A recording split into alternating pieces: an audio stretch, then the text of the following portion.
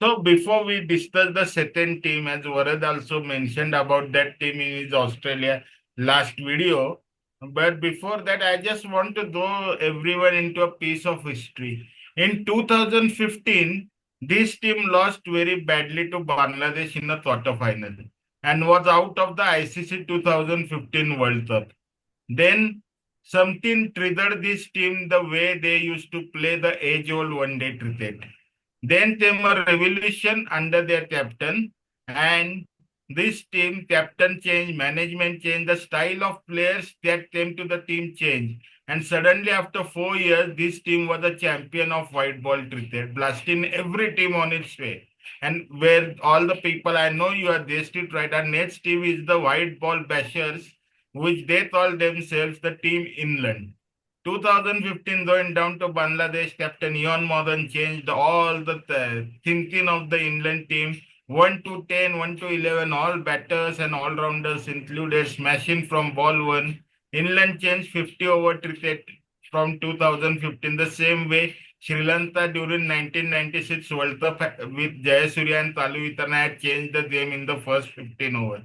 So from that stage to now, where England is only going in one mode, that is bash, bash, and bash, don't know where to stop in the middle, and which led to their own downfall in the later half. Like 2023 World Cup, they were out in a hurry. 24 T20, they lost to India badly in the semi-final. Just now, India thrashed them 3-0. Whitewash in one day series means 8 matches they played in India with just one win under their belt in T20.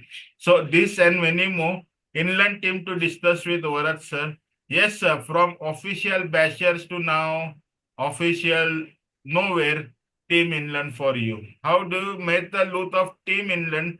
Because yes, as I have said, they are like a one-way horse that you have to go and bash from ball number All one, one. but there is no stop button in the between. Like yes, they have Joe Root who acts as a fulcrum, but they have to understand that in a game of 50 overs someone has to do the middle repair and stop it, and you have to build the partnerships. So your take on Team England as they take on Australia on 22nd, that is their first arch rival them in the Champions Trophy at Karachi. See, England, they want to entertain, right? Owen Morgan, that philosophy like worked till 2019. They also, if you remember, 2019 ODI World Cup final, they were in a very precarious position in the final against New Zealand. Like 3 to 4 wickets were fallen. Josh Butler, Ben Stokes, they got the run chase back on track. They performed really well.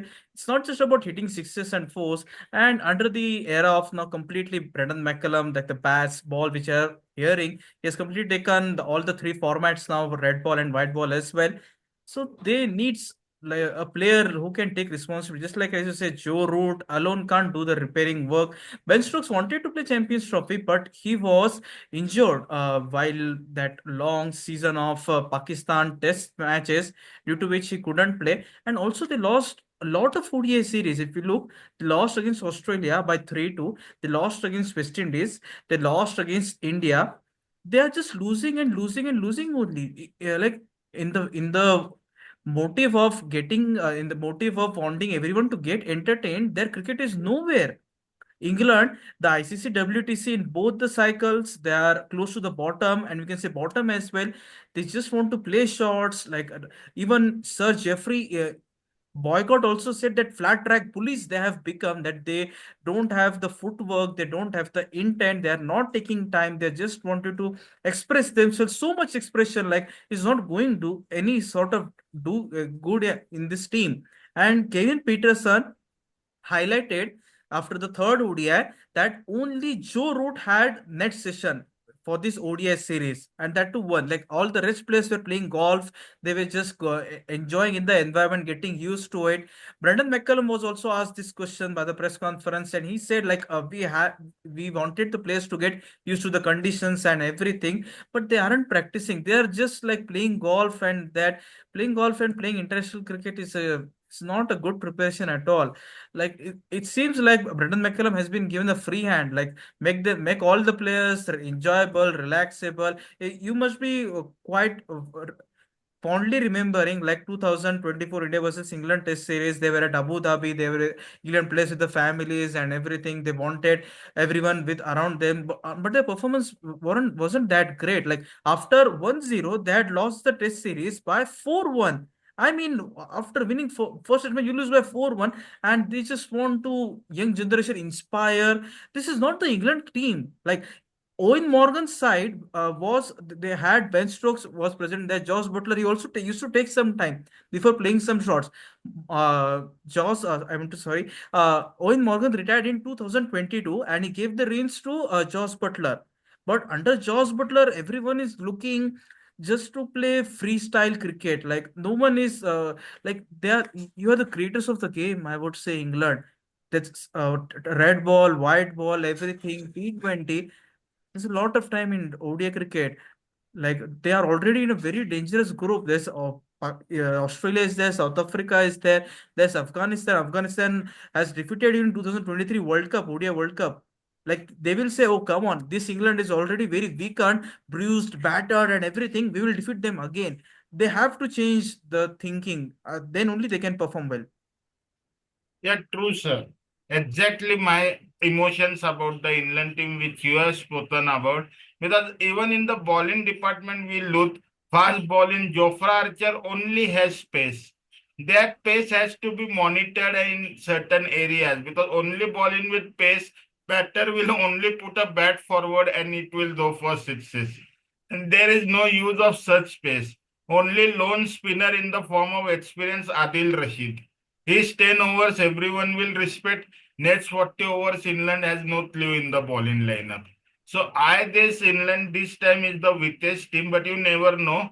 One match here or there through their baseball, they can win also. So England looks a team to be beaten by everyone. And certainly my player to look for England is Joe Root because over the last 18 months, phenomenal form for England. Joe Root has been specially called back from white ball. He was not playing white ball for 2 years. He was given an outside door, but he was especially called seeing that the whole team is playing like a one-way traffic. And you never know Harry Brook, the player who has that small issues in India, he loves playing in Pakistan. So he might come to foreign champions trophy. So your players to look for England and your prediction on England before we move on to next team.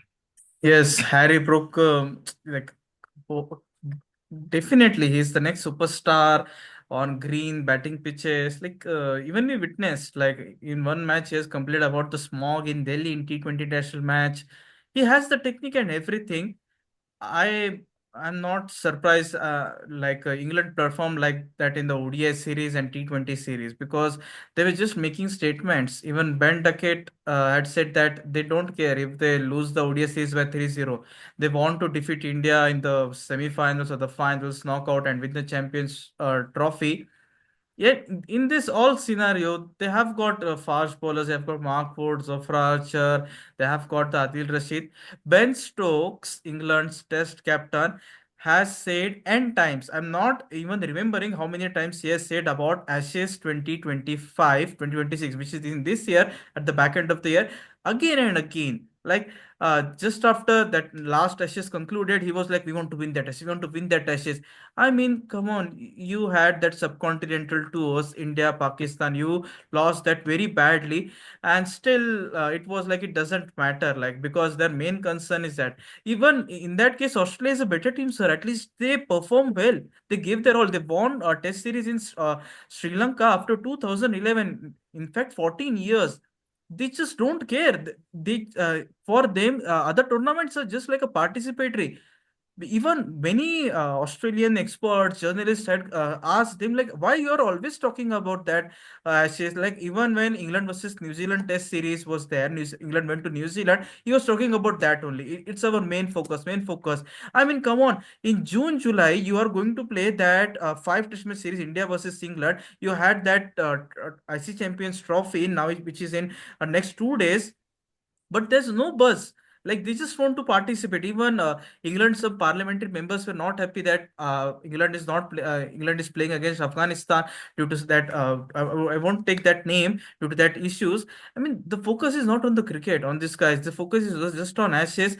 England, I don't see them going to the semi-finals. Not by anything. I think this time the two giants of cricket, the big three, which we say, out of the big three, Australia, England don't have the squad, don't have the intensity, don't have the mindset, I would say, to perform in Champions Trophy. If it was a ODI World Cup, I would have said that England could have make a comeback after losing two games, just like Australia also made a comeback in ODI World Cup 2023 by losing two games. But this game, it's a do or die. Like 10 overs bad phase, you're out. Like if you had a bad collapse, like you lose 5 wickets for 60, 70 runs, that's the end of their tournament. It can be. So let's see. England this time, they haven't won Champions Trophy as well. They just won ODI World Cup 2019 and T20 World Cup 2010 and 2022. But Champions Trophy is that they don't have the trophy in their cabinet. And what's your take on England? Can they make it to the semi-finals or not, sir? So my take on England is like on the given day, like Pakistan. England are unpredictable. They can bat well.